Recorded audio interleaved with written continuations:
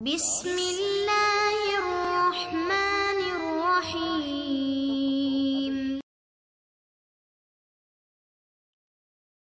اعوذ باللہ من الشیطان الرجیم، بسم اللہ الرحمن الرحیم وبہ نستعین۔ لمعہ پنجم میں ہماری گفتگو جو ہے وہ طلاق خلع کہہ لیں اس میں ہے، تو 3 درس ہو چکے۔ آج بھی ایک شرط بتائیں گے خلع کی، اور اس کے ساتھ ساتھ جو ہے کچھ وضاحت بھی بتائیں گے۔ پہلے تو میں اس عنوان کی وضاحت کر دوں، یا اس عنوان سے پہلے ایک اور وضاحت کر دوں کہ وہ کنیز جو کسی کی بیوی ہے، مولا کی تو بیوی نہیں ہو سکتی، تو وہ کنیز بھی اگر رقم دے تو اسے طلاق خلع مل سکتی ہے۔ لیکن اگر وہ کنیز مکاتبہ ہو، یعنی مولا نے اس کے ساتھ ایگریمنٹ کی ہے کہ اتنی رقم ادا کرو گی تو تم آزاد ہو۔ اب اس کتابت کی 2 قسمیں ہیں، مکاتبہ مشروطہ ہے اور مکاتبہ مطلقہ۔ مشروطہ کا مطلب یہ ہے کہ جب تک پوری رقم تو نے ادا نہیں کی تم آزاد نہیں ہوگی۔ مطلقہ کا مطلب یہ ہے کہ جتنی دیتی جاؤ گی اتنا حصہ تمہارا آزاد ہوتا جائے گا، تو وہ بھی اگر طلاق خلع لینا چاہے تو لے سکتی ہے۔ اگر اس کا کچھ بھی حصہ آزاد نہیں ہے تو عوض خلع مولا کے مال سے اٹھائے گی۔ اگر اس کا آدھا حصہ آزاد ہے، آدھا حصہ بھی کنیزیت میں ہے، تو آدھا جو ہے عوض اپنے حساب سے دے گی اور آدھا جو ہے کیا وہ مولا کے مال میں سے دے گی۔ خیر، یہ تو کنیز کے حوالے سے مزید عبارت میں پڑھیں گے، اور اس ہیڈنگ میں یہ کہنا چاہتے ہیں کہ طلاق خلع کے لیے شرط ہے کہ بیوی شوہر سے نفرت کرتی ہو تو طلاق خلع ہو سکتی ہے، ورنہ طلاق خلع نہیں ہو سکتی۔ پھر اس کے بعد یہ فرماتے ہیں کہ شوہر کیا کسی بیوی کو مجبور کر سکتا ہے کہ تم مجھے جو ہے کیا وہ فدیہ دو، عوض دو تو میں تجھے طلاق دوں؟ تو اس میں علماء کرام کے ہم اقوال بھی پڑھیں گے۔ پھر آگے چل کے ہم یہ دیکھیں گے کہ عورت کو طلاق مل گئی، اب وہ عورت اگر کوئی برائی کرتی ہے، کوئی فاحشہ کرتی ہے، کوئی فحاشی کرتی ہے، فاحشہ تو خود ہوگی، تو اس صورت میں اس عورت کے کیا احکام ہیں؟ فاحشہ کی وضاحت پہلے بھی پڑھ چکے، مزید اب ہم عبارت میں پڑھیں گے۔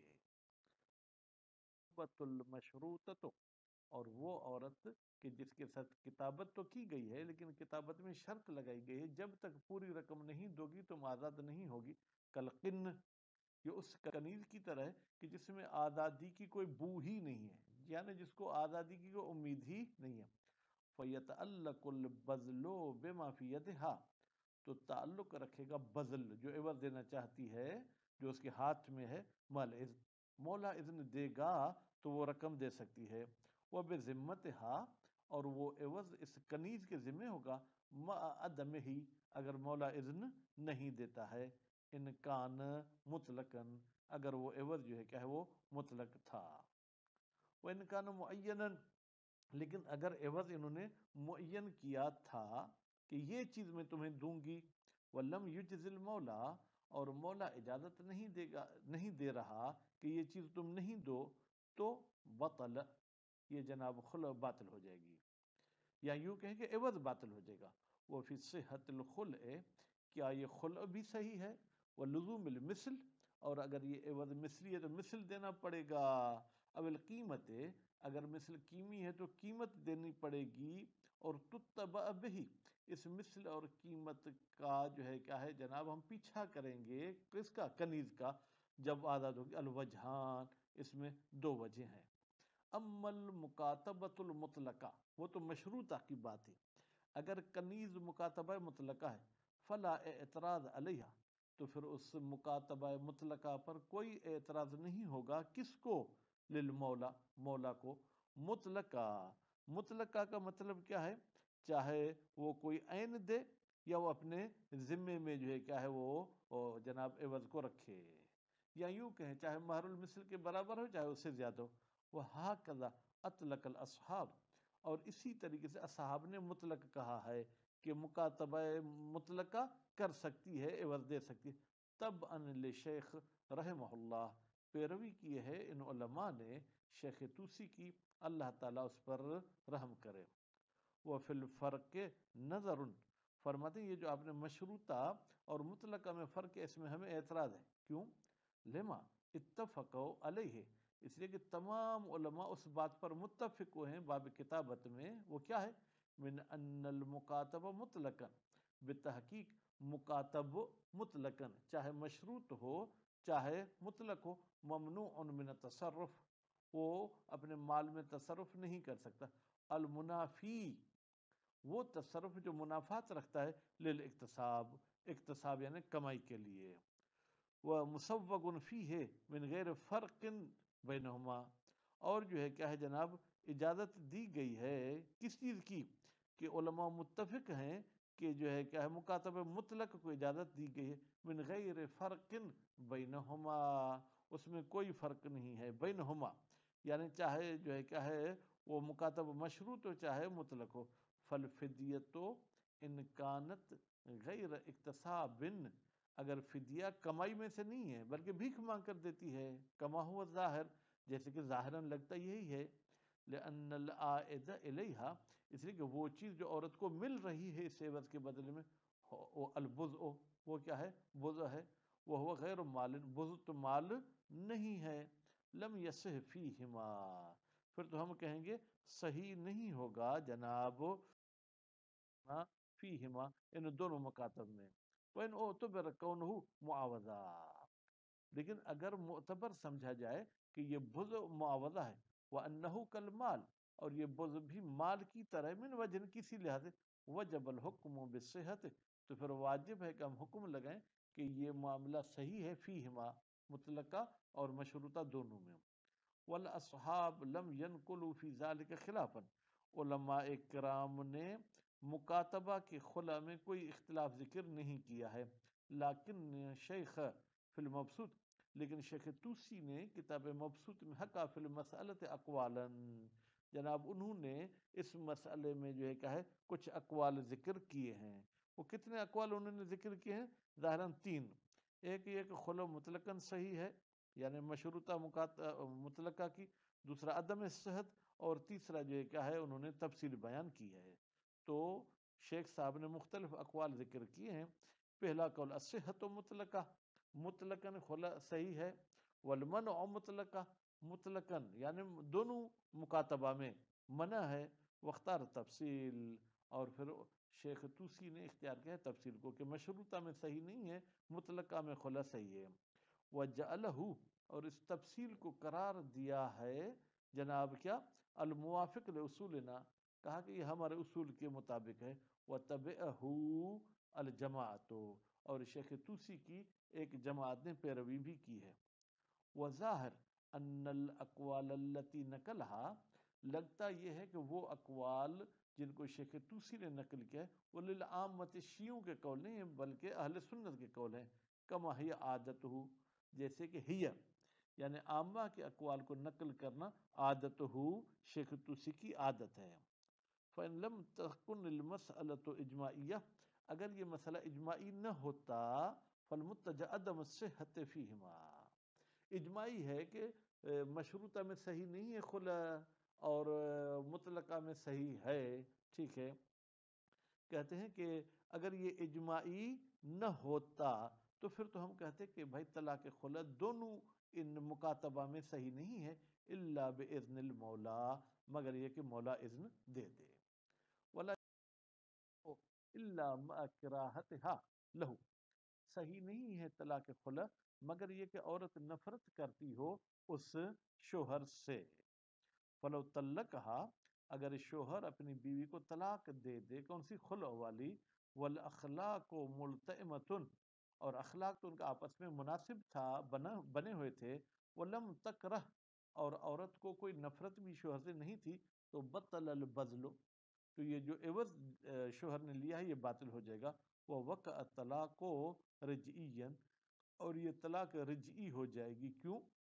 من حیث البذل، بذل کے عنوان سے، کیونکہ بذل باطل ہے، نتیجے میں خلا نہیں ہوگی، وقد یکون بائنا، اور کبھی کبھی یہ طلاق بائن بھی ہو جاتی ہے، من جہت اخرى، ایک اور پہلو کی وجہ سے، کونہا غیر مدخول بہا، مثلا اس بیوی کے ساتھ اس نے دخول ہی نہیں کیا تھا، اور کون طلقت ثالثہ، یا یہ طلاق جو ہے وہ تیسری طلاق تھی تو پھر بائن ہو سکتی ہے، ولو اکرہہا علی الفدیت، اگر شوہر اپنی بیوی کو مجبور کرتا ہے کہ مجھے پیسے دے دو، فعل حرامن، تو یہ اس کا کام حرام ہے. کیوں؟ للاکراہ بغیر حق، اس لیے کہ یہ ناحق اس کو مجبور کر رہا ہے. ولم یملکها بالبذل، ولم یملکها بالبذل. اب یملکها کی ضمیر کہاں جائے گی؟ شوہر کی طرف، ٹھیک ہے. اور ہا کی ضمیر کہاں جائے گی؟ جناب اس عوض کی طرف پلٹیں تو بہتر ہے. لبطلان تصرف المکرہ، اس لیے کہ مکرہ کا تصرف کرنا باطل ہے. الا مستثنی، سوائے ان چند موارد کے جن کو استثناء کیا گیا ہے. وہ یہ تھا کہ اگر کوئی شخص ذخیرہ اندوزی کرتا ہے اور شہر میں حالات خراب ہیں تو اس کو مجبور کر سکتے ہیں کہ یہ چیز بیچو، تو وہ بیچنا صحیح ہے. وطلاقها رجعی، اس اکراہ والی صورت میں عورت کو جو طلاق دی ہے یہ طلاق رجعی ہو جائے گی. من هذه الجہت، اس عوض والے پہلو کے لحاظ سے. کیوں؟ لبطلان الفدیہ، اس لیے کہ جو عورت نے پیسے دیے ہیں وہ باطل ہیں. فلا ینافی، تو جناب یہ خلع کا باطل ہونا منافات نہیں رکھتا. کونہ بائنا من جہت اخرى، کہ یہی طلاق پھر بائن ہو جائے کسی اور جہت سے. ان اتفقت، اگر وہ دوسری جہت پائی جائے. نعم. لو اتت بفاحشۃ مبینۃ، اگر عورت ایسی برائی کرتی ہے جو بالکل کلیئر ہر ایک کو پتہ ہے، وہی زنا. کہتے ہیں فاحشہ سے مراد جو ہے کیا ہے؟ یہ زنا ہے. خوب. وکیل، اور ایک قول کہتا ہے کہ فاحشہ سے مراد جو ہے ما یوجب الحد، ہر وہ برائی جو حد کا سبب بنے مطلقاً، چاہے زنا ہو چاہے غیر زنا ہو. مثلا چوری کرے تو ہاتھ کٹے گا. وکیل کل معصیت، اور ایک قول کہتا ہے کہ ہر گناہ، چاہے اس میں حد جاری ہو چاہے حد جاری نہ ہو، جاز ازلہا، تو جائز ہے اس عورت کو منع کرنا. ازلہا کی ضمیر جائے گی بیوی کی طرف. عزل کا مطلب کیا؟ وہ منعہا بعض حقوقہا، اس عورت کے بعض حقوق اس کو ہم روک دیں. مثلا اس کے ساتھ سونے والے عمل ختم کر دیں، اس کے ساتھ بات چیت کرنا ختم کر دیں، اس کے کمرے میں جانا ختم کر دیں. اور جمیعہا، یا تمام کے تمام حقوق اس کے آپ بند کر سکتے ہیں. من غیر ان یفارقہا، بغیر اس کے کہ آپ جناب اس بیوی کو جدا کریں. لتفتدی نفسہا، تاکہ وہ جو ہے کیا ہے اپنے بدلے میں آپ کو کچھ فدیہ دے دے. لقولہ تعالیٰ، اس لیے کہ اللہ تعالیٰ نے فرمایا ہے وَلَا تَعْضُلُوهُنَّ لِتَذْهَبُوا بِبَعْضِ مَا آتَيْتُمُوهُنَّ، تم ان عورتوں کو حقوق سے منع اس لیے نہیں کرو کہ جو کچھ تم نے ان کو دیا ان میں سے کچھ لے لو. الا ان یاتین، مگر یہ کہ وہ عورتیں انجام دیں بفاحشۃ مبینۃ، ٹھیک ہے، ایک کلیئر جو کیا ہے وہ برائی. خوب. اب فاحشۃ ظاہراً تو مبینۃ ادھر لکھا ہوا ہے. اب یہ آیت ہے بھائی سے ہم ڈرتے ہیں، قرآن مجید میں آپ دیکھ لیں. والاستثناء من النہی اباحۃ، کہتے ہیں یہ جو استثناء کی گئی تھی کہ تم ان سے کچھ نہیں لے سکتے الا، مگر ایک صورت جب فاحشہ کریں. اس استثناء کا مطلب کیا؟ اباحۃ، یعنی تم ان سے عوض لینا چاہو تو لے سکتے ہو. وَلِأَنَّهَا اذا زنت، اور جب یہ عورت زنا کرتی ہے، لم یؤمن، تو پھر امن نہیں ہے کس بات سے؟ ان تلحق الولد بہ، کہ یہ بچہ اپنے باپ یعنی اس عورت کے شوہر کے ساتھ ملحق ہو. من غیر ہی، اس دوسرے سے کٹ کر، یعنی دوسرے کا نہیں ہے اس کا ہے. وتفسد فراشہ، اور یہ عورت گویا کہ شوہر کے سونے والی چیز کو بھی فاسد کر دیتی ہے. فلا تقیم حدود اللہ تعالی، تو نتیجے میں یہ عورت اللہ کے قوانین پر عمل نہیں کرتی شوہر کے حق میں. فتدخل فی قولہ تعالی، تو یہ عورت پھر داخل ہو جائے گی اس آیت کے مطابق. وہ آیت کیا کہتی ہے؟ فَإِنْ خِفْتُمْ أَلَّا يُقِيمَ حُدُودَ اللَّهِ، اگر تم ڈرتے ہو کہ بیوی اور شوہر اللہ کے قوانین پر عمل نہیں کریں گے. فلا جناح علیہما، تو ان پر کوئی اعتراض نہیں ہے کس بات میں؟ فی مفتدت بہی، اس میں جو عورت فدیہ دے اس شوہر کو. یعنی اس برائی والی صورت میں عورت سے فدیہ لیا جا سکتا ہے. تو اہم شرط اس درس میں یہ تھی کہ اگر عورت نفرت کرے گی تو وہ جو ہے کیا ہے شوہر سے طلاق خلع لے گی، نفرت نہیں کرے گی تو وہ جو ہے طلاق خلع نہیں لے سکتی. صلی اللہ علیہ محمد و آل محمد.